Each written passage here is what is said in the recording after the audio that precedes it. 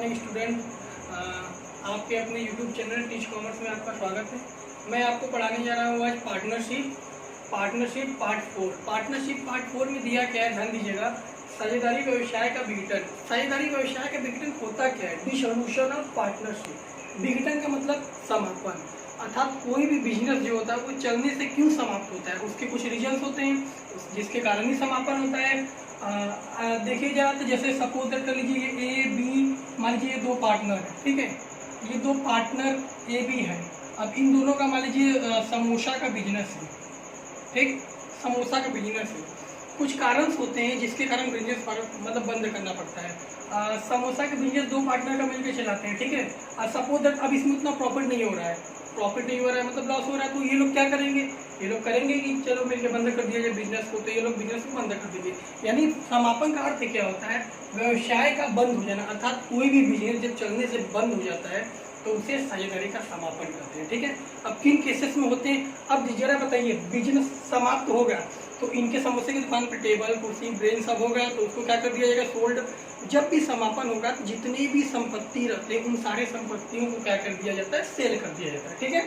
ध्यान दीजिएगा आप लोग। इन केस ऑफ डिसोल्यूशन, किस केस में डिसोल्यूशन होता है, मतलब डिसोल्यूशन होता है तो क्या होता है, ध्यान दीजिएगा।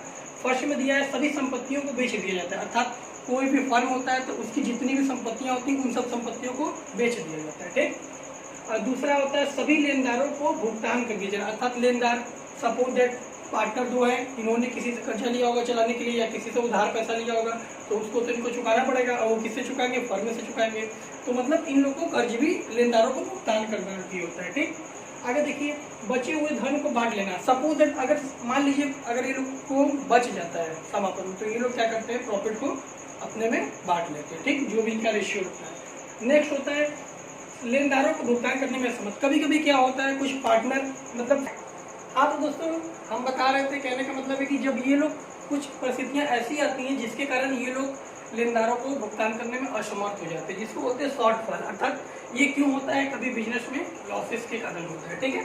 शॉर्टफॉल का मतलब होता है कि ये लोग का बिजनेस तो डूब रहा है, प्लस ये लोग को जो पैसा लाना पड़ेगा इनकी बिजनेस से तो मिलेगा ही मिलेगा, प्लस इनको अपने घर से भी संपत्तियाँ लानी पड़ेंगी उसके लिए, क्योंकि साझेदार अगर इनकी खत्म हो जाती है, मतलब बिजनेस से जो भी प्रॉफिट होते हैं, तो ये लोग क्या करते हैं? इन लोग को अपने घर से भी लाना पड़ता है बिजनेस में, ठीक है। तो लेनदारों को भुगतान करने में असमर्थ हो जाना, ठीक। अब देखिएगा, उसके बाद हम आप लोग को बताने जा रहे हैं किन केस में डिसोल्यूशन होता है, अर्थात डिसोल्यूशन क्यों होता है, किस केस में होता है, ध्यान दीजिएगा। फर्स्ट में दिया हुआ है आपसी सहमति, अर्थात साझेदार सहमति के द्वारा, मतलब साझेदार सहमत होंगे बिजनेस नहीं चलेगा तभी तो बिजनेस बंद होगा। नेक्स्ट में होता है अनिवार्य समापन। कुछ परिस्थितियां ऐसी हो जाती हैं जिसके कारण हमको फर्म का विघटन करना अनिवार्य हो जाता है, ठीक। अगला होता है सूचना द्वारा, या तो कोई साझेदार नोटिस द्वारा नोटिस दिया गया हो किसी साझेदार में, ठीक है। अगला होता है किसी घटना द्वारा, सपोज दैट कोई बिजनेस में कोई घटना घटित हो गया हो, ठीक, उसके कारण भी बिजनेस को हमें समाप्त करना पड़ता है। नेक्स्ट होता है कोर्ट द्वारा। कुछ परिस्थितियां ऐसी आती हैं जिसके कारण कोर्ट क्या करता है? बिजनेस को समाप्त करवा देता है, ठीक, समाप्त कर देता है, ठीक। अब आगे देखिए, अब हम बताने जा रहे हैं इनके बारे में डिफाइन करना है, ठीक है। ये होते क्या है, इसके अंतर्गत क्या होते हैं, ध्यान दीजिएगा। हाँ तो दोस्तों, अब चलिए हम देखते हैं कि जो समापन हो रहे हैं, ठीक है, उनके डिटेल्स ध्यान दीजिएगा। पहला मेरा हेडिंग क्या था? आपसी सहमति, यानी आपसी सहमति के द्वारा। पर इसके अंतर्गत हेडिंग जो है सभी साझेदारों का राजी होना। बिजनेस कब समाप्त हो जा सकता है? जब सभी साझेदार राजी हो, मतलब बिजनेस को बंद करने के लिए सहमति दे, तभी ये बिजनेस बंद हो सकता है, ठीक है, आपसी सहमति द्वारा। सेकंड हेडिंग आपका आता है अनिवार्य समापन। अनिवार्य यानी कंपल्सरी डिसोल्यूशन। इसमें क्या होता है? इसके अंतर्गत दो टॉपिक्स होते हैं। पहला, सभी साझेदारों का दिवालिया हो जाना। दिवालिया होने का मतलब होता है कि साझेदार जो होता है संपत्ति लाने में असमर्थ हो जाता है, अर्थात अपने जो दायित्व होते हैं, जो कर्जे होते हैं, उनका भुगतान करने में असमर्थ हो जाता है। बी नंबर पे होता है व्यवसाय में हानि होना। जब व्यवसाय में हानि होता है तब भी हमें बिजनेस का समापन करना पड़ता है, ठीक। तीसरा जो हेडिंग है आपका सूचना द्वारा। अब सूचना द्वारा किसी नोटिस द्वारा, नोटिस कहने का मतलब जब भी बिजनेस बंद होगा तो सभी साझेदारों को नोटिस दिया जाता है, ठीक है। सभी साझेदारों को दी गई सूचना के द्वारा सभी साझेदार को सूचना दिया जाता है कि चलो बिजनेस बंद कर दिया जाए, मतलब बिजनेस में प्रॉफिट नहीं हो रहा है, ठीक। तो ये आपका थर्ड हेडिंग है। फोर्थ में आता है आपका किसी घटना के द्वारा, अर्थात बिजनेस में किसी घटना का घटित हो जाना, ठीक। घटना का घटित हो जाना कैसे? पहला दिया है व्यवसाय की तिथि समाप्त हो जाना। व्यवसाय की तिथि देखिए दोस्तों, जब भी बिजनेस स्टार्ट होता है तो उसकी एक तिथि होती है, 1 साल 2 साल 10 साल 5 साल जितनी भी, अगर वो तिथि समाप्त हो जाती है तो बिजनेस को बंद कर दिया जाता है। ठीक, अब 4 नंबर का देखिए यहाँ पर लिख दिए, अगली रात वहाँ पर स्पेस कम होने की वजह से। बी नंबर पर दिया किसी साझेदार की मृत्यु हो जाना, जब कोई साझेदार, हाँ तो दोस्तों जब किसी साझेदार की जब मृत्यु हो जाती है तब भी फर्म का समापन हो जाता है। ठीक, अब नेक्स्ट आता है किसी एक साझेदार का दिवालिया हो जाना। अभी मैंने वहाँ बताया था, यहाँ पर भी देखिए इस टॉपिक में भी दिया गया है घटना के द्वारा, या कोई साझेदार दिवालिया हो जाए या अपनी राशि को लाने में असक्षम हो जाए तो उसे कोर्ट द्वारा दिवालिया घोषित कर दिया जाता है। जब वो दिवालिया हो जाता है तो हमें फर्म को बंद करना पड़ता है। ठीक, हाँ तो दोस्तों हम 4 हेडिंग देख चुके थे, अब 5वां हेडिंग मेरा बचा हुआ है कोर्ट द्वारा। कोर्ट द्वारा अर्थात लॉ द्वारा। लॉ द्वारा कैसे समापन होता है, ध्यान दीजिएगा।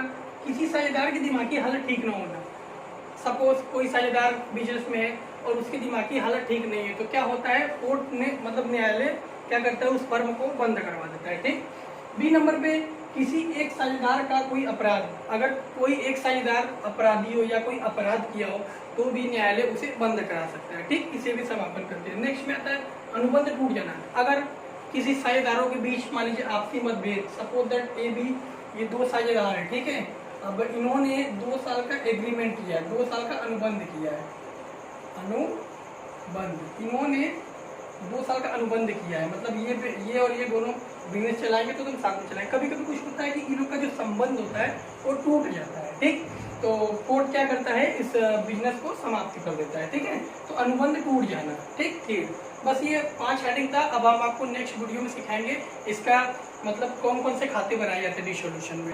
हाँ तो दोस्तों हमने ये समझ लिया कि किन परिस्थितियों में साझेदारी का विघटन होता है। अब हम देखते हैं विघटन संबंधी लेखे, अर्थात जब विघटन होता है तो कौन कौन से लेखे होते हैं, कौन कौन से अकाउंट बनते हैं। तो 3 खाते बनते हैं, मतलब 4 बनते हैं। एक तो लोन का होता है, लोन का कभी बनता है, ध्यान दीजिएगा। फर्स्ट होता है वसूली खाता, वसूली अर्थात रियलाइजेशन अकाउंट। रियलाइजेशन का मतलब क्या होता है, कितने भी व्यवसाय में रियलाइज हुए, मतलब जब व्यवसाय विघटन हो रहा था तो मतलब कितने पैसे हमको रियलाइज हुए वो सब कहाँ डालेंगे, रियलाइजेशन अकाउंट में। ठीक है, अर्थात उसके बाद होता है साझेदारों के पूंजी खाते, partners capital account. Partners capital account भी हम बनाते हैं।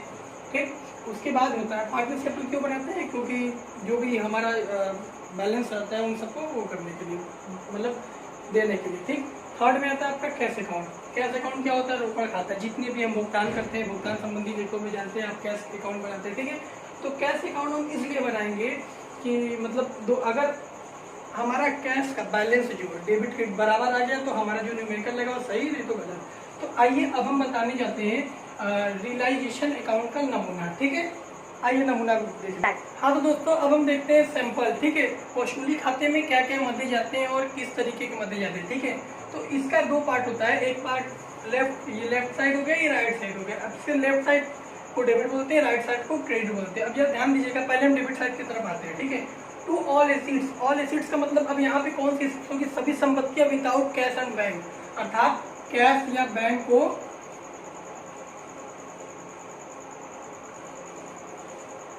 छोड़कर।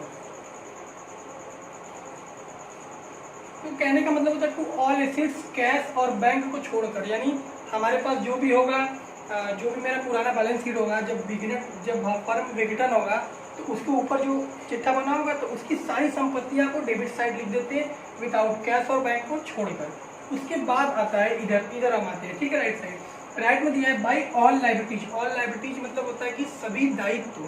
सभी दायित्व कौन कौन से दायित्व होंगे, बैलेंस शीट के इस तरफ दिए होंगे।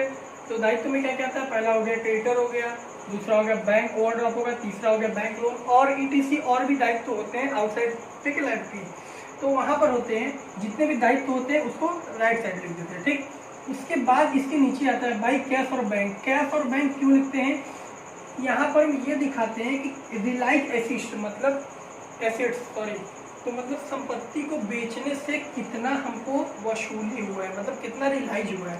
जैसे फर्नीचर बेच देंगे, मान लीजिए यहाँ जो लिखा है कुछ यहाँ चीज़ें आ सकती हैं, नहीं भी आ सकती हैं।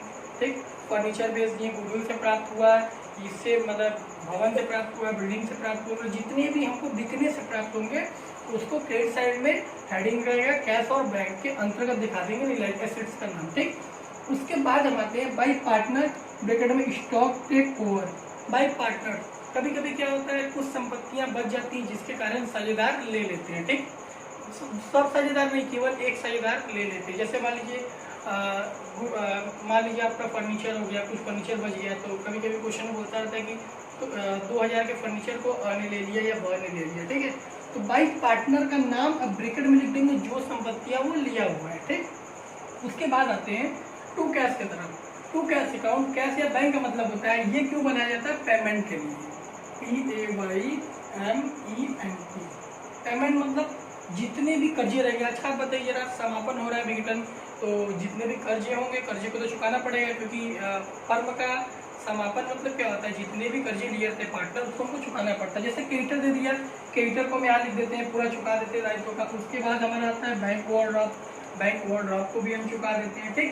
उसके बाद जो भी और भी लिखे रहते हैं, जैसे क्वेश्चन में दिया रहता है डिसोल्यूशन एक्सपेंसेस, मतलब विघटन व्यय, जितने भी व्यय खर्चे हानियाँ होती है सारे को हम डेबिट पार्ट में लिख देते हैं, टू कैश और बैंक के मतलब हेडिंग में, जिसके अंतर्गत पेमेंट कर देते हैं, ठीक है। जितने भी दायित्व रहते हैं उन सबका हमें भुगतान करना पड़ता है जब बिजनेस बंद होता है तब, इसलिए हम रियलाइजेशन अकाउंट बनाते हैं, जिसको बोलते हैं वसूली खाता। अब क्या होता है, डेबिट और क्रेडिट के पार्ट को जोड़ते हैं। अगर डेबिट हमारा ज़्यादा आ जाता है तो हमको लॉस होता है, अगर क्रेडिट ज़्यादा आ जाता है तो हमको प्रॉफिट होता है, ठीक है। तो डेबिट क्रेडिट से जोड़ के अगर मान लीजिए आपको प्रॉफिट होगा तो टू प्रॉफिट ब्रैकेट में ट्रांसफर, प्रॉफिट जो रहेंगे, जो भी पार्टनर रहेंगे उनको ट्रांसफर कर दिया जाएगा, ठीक। उसके बाद आपका आता है अगर लॉस हो गया बिजनेस में तो बाई PL ब्रैकेट में लॉस ट्रांसफर, जो भी लॉस होंगे, दो पार्टनर रहेंगे, दोनों पार्टनर को सहना पड़ेगा, ठीक है। तो आज तक की वीडियो में इतना ही। अब हम आपको मिलते हैं नेक्स्ट वीडियो में SM शुक्ला का प्रैक्टिकल क्वेश्चन नंबर 1 का।